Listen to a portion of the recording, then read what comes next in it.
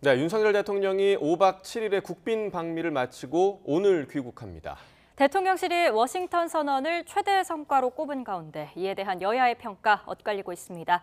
오늘 최창렬 용인대 특임교수, 장성호 건국대 국가정보학과 교수 두 분 모시고 국빈 방문 성과 과제, 전국 이슈와 함께 정리해보겠습니다. 어서 오세요. 어서 오십시오. 네, 안녕하세요.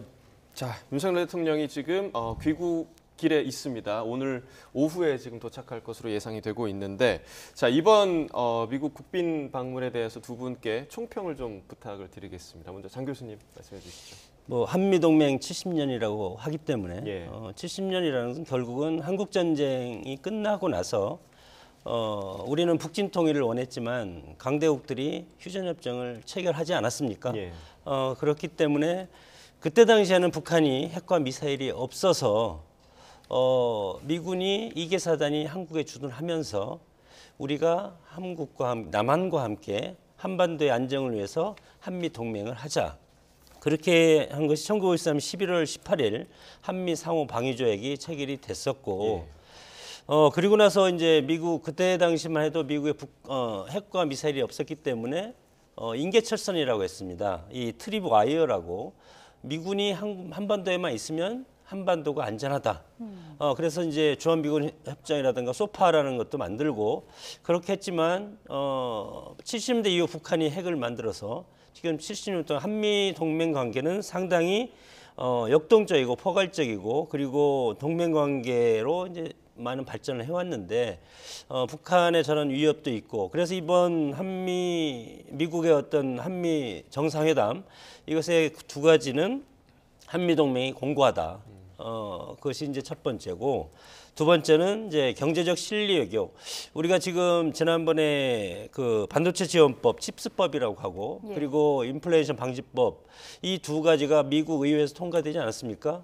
이 통과된 우리의 어떤 기업들에게 여러 가지 치명적인 그런 지금 안 좋은 영향을 끼치기 때문에 상당히 다급했다고 봅니다. 그래서 이 두 가지 면에서 이번 블레어하우스에서 2박 3일 워싱턴에 지냈고 그리고 MIT 공대에서 이제 연설을 하면서 보스턴이죠. 예. 보스턴에서 방미 일정을 마치고 귀국했고 전반적으로 야당에서는 상당히 비판의 논조가 크지만 그러나 제가 개인적으로 생각을 할 때는 더 이상 할 수가 없다. 왜냐하면 우리가 NPT에 가입을 한 상태이기 때문에 핵을 공유할 수도 없고 핵을 사용할 수도 없는 그런 처지에서는 최선의 어떤 성과를 냈다고 봅니다. 네, 지금 대통령 귀국하고 있는 길인 거를 다시 한번 확인드리고요.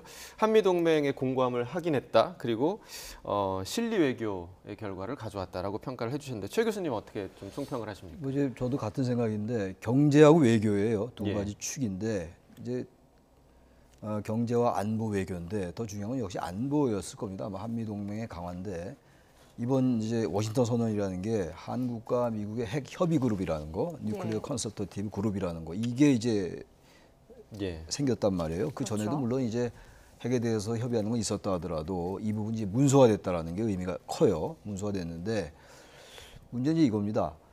지금 북한의 핵 위협에 대해서 미국이 확실한 확장 억제를 해준다라는 것을 문서로 입증했다라는 것. 그리고 그러한 부분들을 차관복급으로 이제 구성된 핵 협의 그룹이 이제 계속 정보도 공유하고 실행이라든지 기획에 대해서 같이 논의한다라는 거 아니겠어요?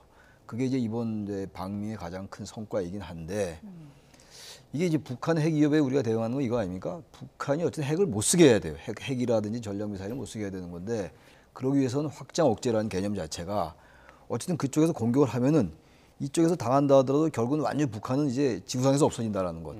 이 부분을 확실히 인지하면 절대 공격을 못 한다는 거 아니겠어요? 그게 확장 억제의 개념인 것이고 이른바 상호 확증 파괴가 바로 그겁니다. 상호 서로 완전히 이제 공멸하기 때문에 공격하지 않는 거. 그게 이제 냉전 시대 미국과 소련의 그 핵 균형이 그런 거 아니었겠어요?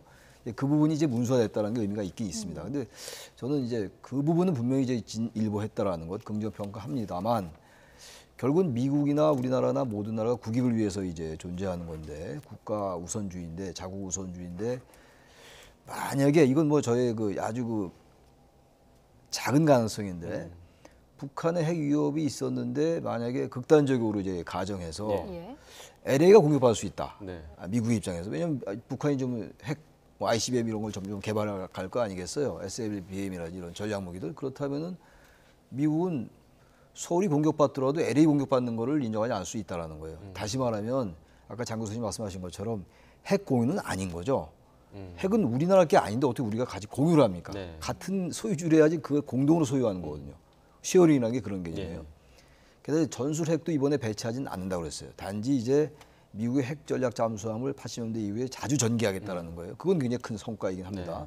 근데 중요한 건 어쨌든 간에 핵을 우리가 정말 필요할 때 쓰라고 그럴 때 미국이 안 쓸 수 있다라는 거. 근데 그렇게까지 안 믿으면 할 말은 없는 거겠습니다만 그런 것들에 대해서 국민들에게 조금 더 안심시킬 필요가 있다라는 거예요. 다시 말씀드리면 확장 억제와 상호 확증 파괴에 대해서 상당한 신뢰를 갖게 됐는데 그럼에도 불구하고 우리가 직접 뭐 정보를 공유하고 실행 기획에 참여한다 하더라도 정말로 유사시에 과연 미국이 쓸 수 있느냐 그런 것들 보증할 수 있느냐에 대한 문제 이런 것들 더 협의에 갈 필요가 있다고 보고 경제 문제에서 IRA법이라든지 반도체 감축법 이런 부분들은 역시 이미 법이 통과됐기 때문에 이번에도 한계를 노정했다. 구체적으로 협의만 한다고 그랬지 특별하게 어떤 구제책을 내놓은 건 없다라는 말씀드립니다. 예. 네, 안보와 경제 부분 짚어주셨는데 대통령실은 최대의 성과로 워싱턴 선언을 꼽았습니다. 윤 대통령이 그 의무를 다시 정리했는데요. 듣고 나서 계속 이야기 진행해 보겠습니다.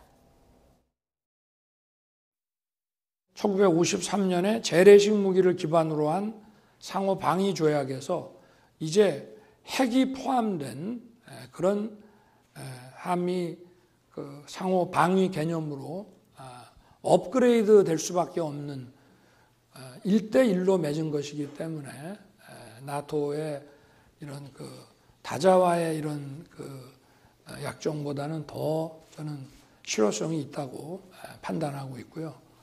어느 특정 국가와 문서로서 정리된 아마 가장 첫 번째의 사례라고 할 수 있습니다. 네, 업그레이드된 한미 상호 방위 개념이다. 나토 조약보다 더 실효성이 있다. 이런 말을 전했는데 어떻게 보세요? 핵에 대한 3종 세트가 있습니다. 핵이 있을 때 이 핵을 어떻게 할 것이냐. 미국에서 얘기하는 이 핵 공유라는 것은 핵을 사용할 수 있는 권한입니다. 그러나 우리가 지금 김태호 안보실 차장이 얘기하는 공유적인 개념, 이것은 협력적인 권한이다. 그래서 청와대 대통령실에서 지금 이번 워싱턴 선언의 핵심은 핵 확장 억제 제도와 협의체를 1대1로 만들었다. 나토 같은 경우는 다자간 협상 아니겠습니까? 그렇기 때문에 이것이 훨씬 더 실효성이 있다. 이렇게 이제 얘기를 하는 건데, 그겁니다. 결국은 핵 확장 제도화가 협의체가 되는 것은 힘에 의한 평화. 지금 신냉전 체제가 가속화되고 있지 않습니까? 과거의 역사라든가 영토 분쟁 그리고 여러 가지 강대국 한미일 북중러 이런 식으로 과거의 냉전 체제 비슷한 구도로 앞으로 가기 때문에 앞으로는 이제 전략적으로 우리가 보는 겁니다. 힘에 의한 평화가 되지 않으면 우리의 평화를 지킬 수가 없다. 우리 스스로를 지킬 수 없다. 그렇게 이제 강조를 하고 지금 외교를 하고 있는 건데 오히려 이것이 안보 딜레마에 빠질 수도 있습니다. 왜냐하면 너무 강공으로 나가다 보면 상대방도 상당히 강공으로 나올 수밖에 없지 않습니까?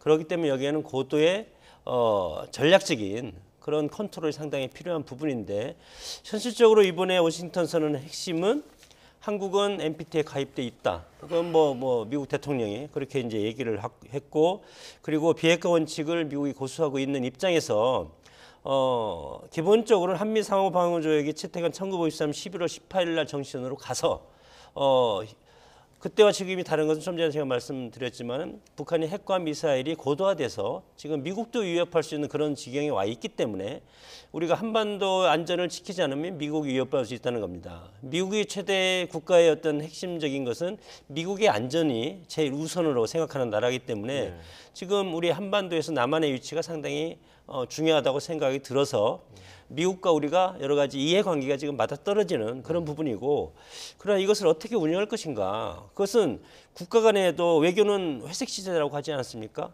자국의 이익이 없으면 가차없이 버리는 거기 때문에 현재적인 시점에서 보면은 미국과 우리 상당히 서로 필요한 부분이 상당히 많다고 보고 물론 이제 여기에서 만약에 신냉전 제도로 간다고 하면 러시아나 중국과 우리가 가까이 있기 때문에 물류량이 상당히 많지 않습니까? 그럼 이런 경제적인 그런 리스크는 어떻게 할 것인가. 이런 것이 앞으로 이제 남은 과제라고 생각이 들고 이번 워싱턴 회담의 가장 핵심적인 것은 힘에 의한 평화를 우리가 갈 수밖에 없지 않을까.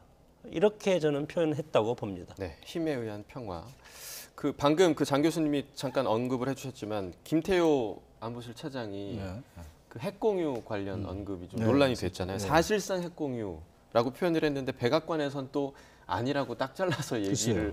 했단 말이죠. 그러니까 이걸 보면 이게 약간 대통령실에서 머쓱해질 수 있는 그런 부분이기도 한 것 같은데 겉으로 보기에는 뭔가 협의가 된 것 같은데 사실상 서로 다른 생각을 한 거 아니냐 이런 비판이 나올 수 있거든요. 근데 어떻게 핵을 공유한다라는 거 지금도 말씀드렸습니다만 방금 말이 안 된다고 얘기하셨잖아요. 같이 공동 소유한다라는 얘기예요. 예, 예. 공유라는 게. 근데 예. 핵은 우리나라 게 아니잖아요. 네. 나토는 단지 이제 우리하고 약간 다른 게 나토에는 전술핵이 들어와 있죠. 예. 이번에도 이제 한미 간의 협의에서 전술핵을 배치한다고 얘기하지 않았어요. 전술핵 자산들, 전략 자산들을 과거에 전략 핵 잠수함 같은 경우는 과거에 들어왔습니다만 전개되지 않았었죠. 그동안 계속. 근데 그러한 전략 자산들 전개를 자주 하겠다라는 것이지 전술핵을 우리나라에 배치한다는 건 아니거든요. 예. 나토는 지금 전술핵이 배치돼 있다고요.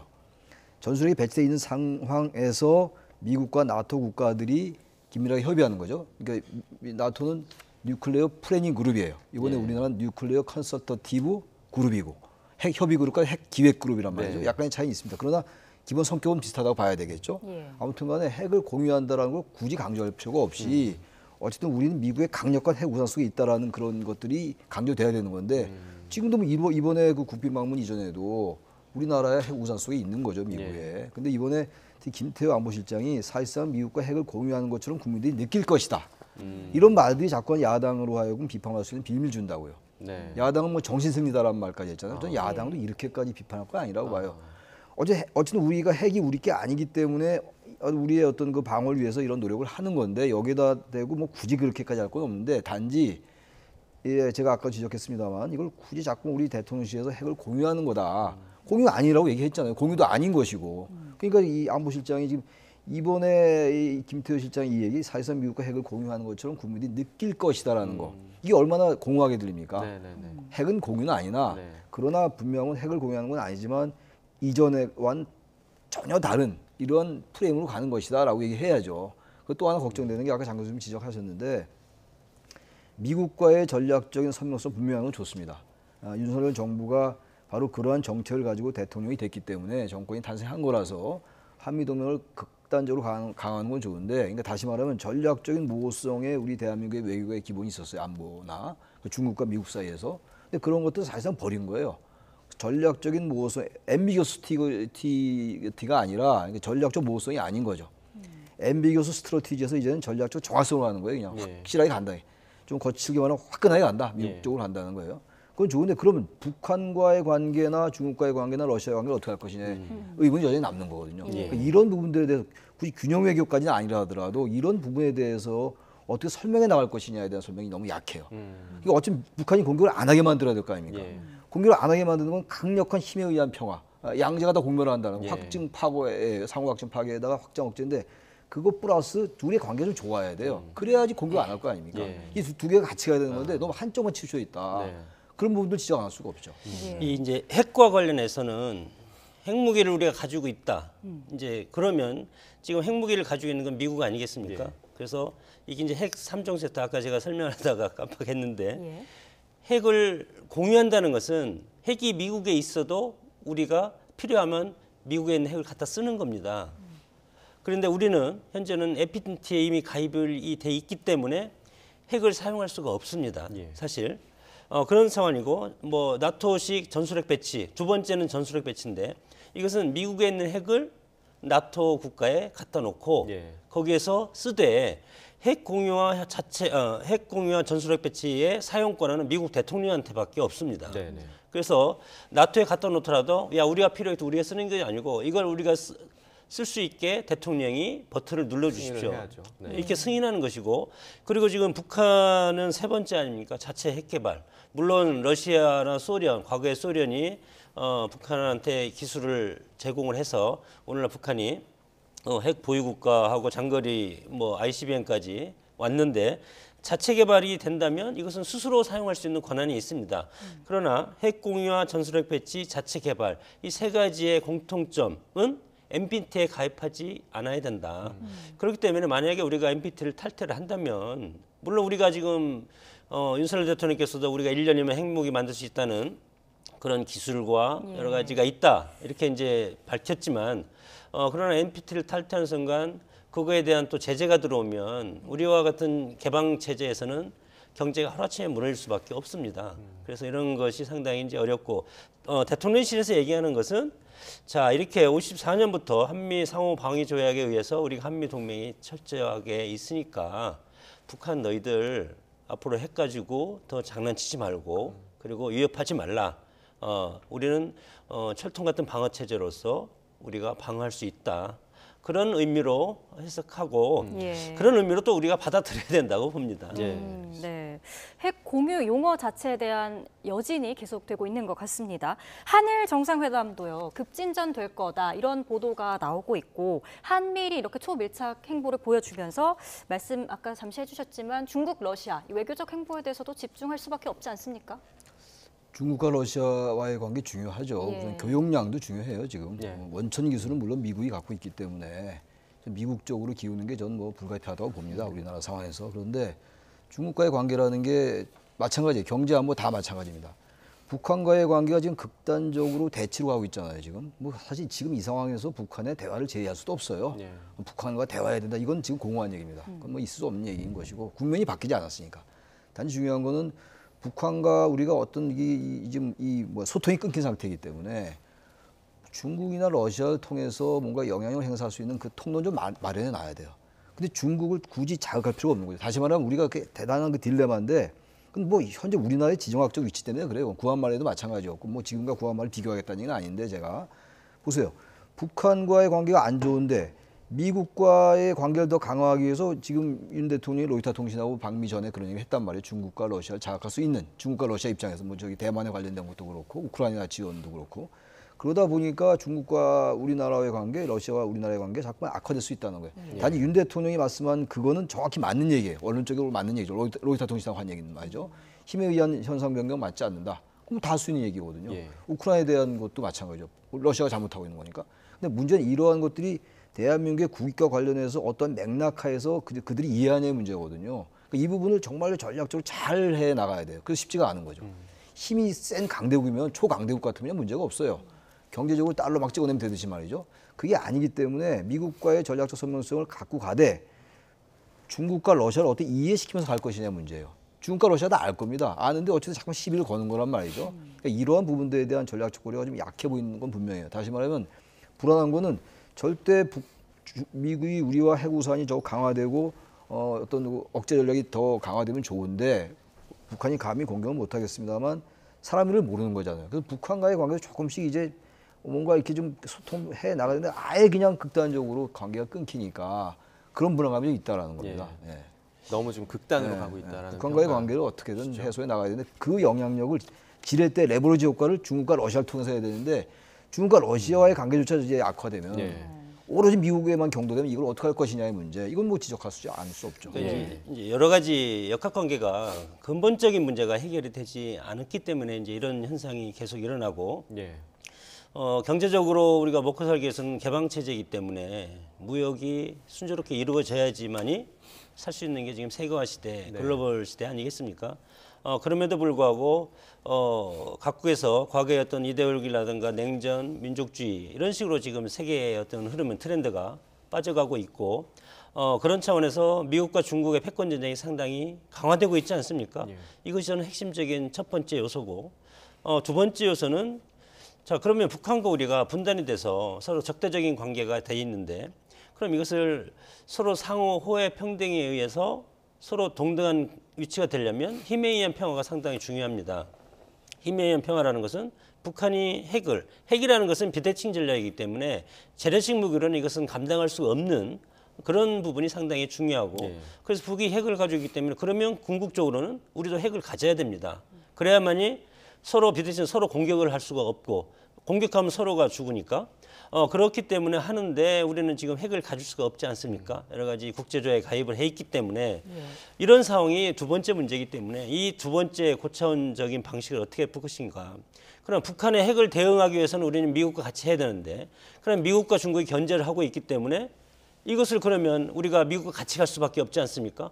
그러면 중국과 소원해 줄 수밖에 없고 그럼 여기에 리스크는 경제 리스크가 생기고 그러니까 근본적으로는 강대국의 패권 전쟁과 북한의 핵이 우리 지금 현재 상황이 구한말 시절보다 훨씬 더 어렵게 지금 만드는 이런 상황이기 때문에 누가 누구를 변론할 수 있는 것은 아닙니다. 다만 정치인들은 야당은 정권을 비판해야 되고 정권적인 차원에서는 야당이 발목만 잡는다. 이렇게 이제 비판해야만이 선거에서 이길 수가 있기 때문에 그렇게 하는 것이고 근본적인 구도는 우리가 분단과 북한의 핵 그리고 강대국의 역학관계에 우리가 놓여 있다. 그것을 우리가 이해를 하고 여기에 대처를 하고 합심하는 그런 모습이 필요한데 정치권이 여기에서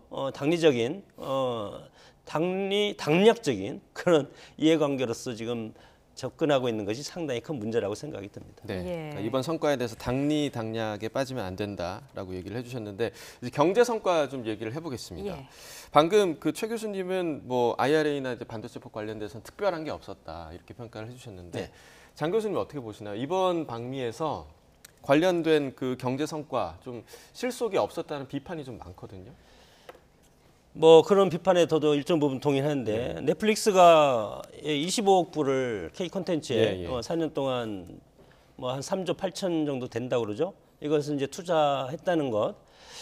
그것은 예를 들어서 유통사 우리가 제작사가 있습니까? 제작사 기생충 같은 제작사 할 때 넷플릭스가 얼마 정도 투자하냐면 한 200억 정도 투자합니다. 예. 그러면 유통을 하면 전 세계적으로 유통하면 얼마 정도 이득을 얻겠습니까? 1조 정도 이득을 얻습니다. 예. 그러면 일단은 25억 불 뭐 작은 건 아니지만 그래도 이것은 선제적으로 우리가 긍정적으로 이제 해야 될 것이 넷플릭스 같은 이런 유통사들한테 K 콘텐츠에 대해서 앞으로 훨씬 더 많이 끌어와서 우리한테 할 수 있는 그런 모티베이션을 만드는데 이것이 부각되는 것은 이번 경제적인 것에서 가장 핵심적인 저는 뭐 아까도 말씀드렸지만 반도체, 칩스법, 독소장을 완화해야 되는데 이것에 이미 미국을 통과했기 때문에 어렵지 않습니까? 미국에서는 자국의 기업을 보호해야 하기 때문에 한 것이고 여기에 독소 조항이 뭐냐면 기밀 정보를 제공하고 초과 이익을 환수하고 또 중국 투자 제한 가드라일 조항이 있습니다. 중국을 견제해야 되기 때문에 반도체에서 중국이 반도체를 미국과 따라오면 미국과 중국이 동등하게 됩니다. 여러 가지 힘에 의해서. 그렇기 때문에 미국에서 반도체를 상당히 하는 것이 반도체 특별법이고 그리고 IRA 인플레이션 방지법도 마찬가지고 이 보조금이 지난 17일 미 정부가 발표한 보조금 지급 대상의 전기차 16종에서 우리 한국의 현대 기아차가 모두가 제외됐습니다. 그래서 이번 한미 정상회담 가장 핵심적인 것은 칩스법과 IRA법 두 가지를 미국이 어떻게 양보를 할 것인가. 그러나 지금은 이것은 이제 확정은 아니고 앞으로 협의해서 이거에 대해서 한국적인 입장을 좀 전향적으로 들어주겠다. 이렇게 이제 했지만 실질적인 성과는 아직 보지 못하고 있는 상태이기 때문에 이 경제적인 측면은 정부의 어떤 존재 목적이기 때문에 앞으로 사실은 이번 기회가 상당히 좋았습니다. 예. 좋았기 때문에 물론 이제 한일 정상회담도 있을 것이고 앞으로 한미일 정상회담도 있을 것이고 이런 기회를 통해서 정말 우리 국민들의 어떤 경제적인 큰 틀의 먹거리 이런 것들을 미국의 양보를 받아내는 그런 전략도 필요하다고 봅니다. 예. 네. 다음 주제로 좀 넘어가 보죠. 민주당 김민석 정책위 의장이 대통령 4법을 발의하겠다고 밝혔습니다. 그래픽 있으면 띄워주시고요. 네, 이 부분을 어떻게 보시는지 궁금합니다. 대통령 사법이라는 게 뭐 대통령 집무실법, 뭐 관저법, 비서실법 뭐 이런 네. 거거든요. 저기 화면에 나오는데 대통령 배우자법도 있고 예. 그다음에 김건희 여사를 의식한 다분히 의식한 면이 좀 있는 것 같아요. 네. 대통령 배우자법이라는 건데 글쎄 저 부분은 글쎄 아주 구체적인 내용을 잘 모르겠는데 저기 뭐 개략적인 건 나와 있습니다만 저 이거는 그렇게 국민들한테 물론 지지층에 따라 다르겠습니다만 크게 설득력 있게 느껴지지 않을 것 같아요. 대통령 집무실법 이런 게 전부 이제 대통령실 이전 때 나왔던 여러 가지 문제들을 좀 보겠다는 거거든요. 예. 민주당 입장에서 그다음에 저기 뭐 천공 방문도 의혹 차단한다는 건데 이런 것들을 야당이 동의할 리가 없죠. 뭐 동의하지 않더라도 통과시킬 수 있는데 이따 이가 나올지 모릅니다만 이거를 대통령실에서 윤 대통령이 거부권 행사 안 할 가능성이 좀 적다고 봐요. 대통령이 거부권 행사할 가능성이 높다라는 거고 그리고 거부권 행사 이전에 이 법이 과연 그렇게 반드시 필요한 것인지를 생각해 볼 필요가 있을 것 같아요. 예. 이거는 어느 법보다도 대단히 정쟁적 요소가 많아질 것 같아요. 크게 실리라든지 무슨 민생에 관련된 법안들이 아니거든요. 아마 여러 원인이 있겠지만 이번 그 방미 기간에 그 김건희 여사의 행보에 대한 뭐 그런 이제 비판도 뭐 있었거든요. netflix 투자에 관련된 보고를 받았다, 뭐 안 네. 왔다, 그렇지 않다, 예. 뭐 논란이 있는 거 아니겠어요? 예. 뭐 그래서 아마 이 얘기가 나온 것 같은데 김건희 여사의 그런 부분에 대해서 너무 과도하게 전 집착할 필요는 없는 것 같아요. 그런 단지 이 넷플릭스 투자권에 대해서 만약에 김건희 여사 정말 보고를 받았다면 그건 좀 심각한 문제라고 생각합니다. 예. 보고받을 그럴 권리가 없는 거죠. 대통령 부인이라고 해서. 예. 그런 부분들을 꼭 이렇게 법을 4개씩 만들어가지고 제어할 수 있는 것이냐. 설령 이 법이 통과되면 그 보고받는 거 막을 수 있나요? 그 보고받으면 뭐 처벌이나 할 수 있습니까? 저는 그건 한계가 있는 것 같아요. 이건 이렇게 풀 문제는 아니다는 생각이 들어요. 이건 관행과 인식으로 풀어야 될 문제인 것이지 예. 이 제도적 법률적 문제로 풀 문제는 아니라고 생각합니다. 네. 자, 이제 그 윤 대통령 귀국 이후의 이제 상황에 대한 얘기를 좀 해보겠는데 네. 지금 민주당 주로 통과된 간호법 제정안 이번에도 그러니까 양곡관리법처럼 대통령이 거부권 행사할 것인가에 대해서 주목받고 있는데 장 교수님 좀 어떻게 전망을 하십니까? 뭐 국민의힘 측에서 통과되면 지난번 양곡관리법처럼 뭐 제 심의 의결권이죠. 제2권을 예. 발동하도록 건의하겠다. 네. 그런 것은 뭐 하겠다는 뜻입니다. 지금 간호하고 의료협회 상당히 치열하게 지금 갈등 중에 있기 때문에 대통령 입장에서는 이 갈등을 어느 한쪽에 손을 들을 수가 없는 처지 아니겠습니까? 예. 야당 입장에서는 그래도 의사 그리고 간호사 이렇게 이제 직중벌로 보면은 여러 가지 우리 사회가 다원 이익주의로 흐르는 다원주의 시대이기 때문에 각각의 이익을 위해서 서로 이제 투쟁하고 힘을 쓰는 그런 시대가 되어 있습니다, 사실. 그래서 어느 한쪽의 편을 들면 또 뭐 선거를 앞두고 있기 때문에 상당히 어려운 상황에 이제 직면할 수가 있고 사회적 갈등이 더 커질 수 있기 때문에 갈등의 리스크를 최소화시키는 것이 정부의 임무입니다. 그러나 민주당 주도로 통과시켰지만 결국 책임은 이득은 민주당이 보고 책임은 정부가 다 떠안을 가능성이 상당히 큽니다. 그것이 정부가 맡고 있는 그런 어떤 여러 가지 운명, 숙명인데 예. 그런 상황에서 이렇게 갈등이 크고 지금 양쪽에서 다 지금 뭐 단식을 하고 있지 않습니까? 이런 상황에서 대통령께서는 이것을 당에서 요구하면 당의 입장을 전향적으로 수용할 수밖에 없지 않을까 그런 저는 전망을 합니다. 예. 네. 여기에 또 민주당 이른바 쌍특검도 통과를 시켰습니다. 이 부분에 대해서는 마지막으로 간호법 얘기 좀 제가 잠깐 할게요. 예. 간호법 얘기 정리해 주시겠습니까? 간호법을 왜 이렇게 여당이 반대하는지 저는 모르겠어요. 간호법에 대해서는 윤 대통령도 후보 시절에 예. 꼭 간호법이라고 특정하지 않았습니다만 간호법을 통과시키는데 저기 힘을 쓰겠다라는 식으로 해석될 수 있는 얘기 했다고요. 대선 공약 중에 하나 공약인데 걸로 예. 여겨졌죠. 간호법이란 말을 하지 않았어요. 그리고 예, 예. 나중에 이제 이 대통령 되고 난 다음에 그 국정과제 속에 들어가지 않았어요. 예. 그렇다 하더라도 분명히 간호사대 처우나 이런 부분들이 분명히 얘기가 됐던 거였거든요. 근데 이걸 그리고 이 발의된 지가 오래됐어요. 이 법안 자체가. 예. 이거 유난히 이렇게 반대한 이유를 모르겠어요. 그리고 의사들도 의사협회나 이런 쪽 분들이 이게 간호사들이 지역에서 무슨 개업할지 모른다라는 건데 그것 때문에 그런다는 거 아니겠어요 지금? 예. 저는 그건 너무 우려 기우 아닌가. 그래서 이 부분도 여야가 충분히 협의할 수 있는 거였는데 이게 지금 발의된 지 오래됐는데 여당이 그동안 손 놓고 있었거든요. 이제 와서 거부권 행사한다. 저는 이거는 별로 설득이 없는 것 같고 쌍특검 말씀하셨는데 쌍특검은 지금 김건희 여사 문제하고 지금 이제 곽상도 의원 1심 무죄 나온 건데 저는 곽상도 의원 그 클럽 50억 클럽 그건 좀 특검 필요하다고 보는데 김건희 여사 특검은 그건 별로 효율성 없는 것 같아요. 그리고 이 특검 자체가 240일이 필요해요. 상임위에서 숙려기간이 180일, 그리고 본회의 숙려기간 60일. 예. 240일 8개월이에요. 그 전에 검찰이 수사하면 끝나는 겁니다. 그래서 너무 이거는 약간 그 민주당이 정책 의도가 좀 있는 게 아닌가 그런 생각이 들고 사실 그 여당이 이거 합의할 리가 없거든요. 특검을 여야가 합의하지 않고 갈 수는 없는 거거든요. 예. 저는 이건 그래서 상당히 정치적이다 이것도. 이런 부분들이 자꾸 여야 관계를 정쟁으로 몰아가는 게 아니라는 생각이 듭니다. 네. 자, 국빈 방미에 관련된 성과 계속해서 좀 이어질 것 같고 또 양국의 후속 조치 또 네. 지켜봐야 될 것 같습니다. 예. 네, 여기까지 듣도록 하겠습니다. 최창렬 교수, 장성호 교수와 이번 국빈 방문 성과 관련해서 이야기 나눠봤습니다. 고맙습니다. 고맙습니다.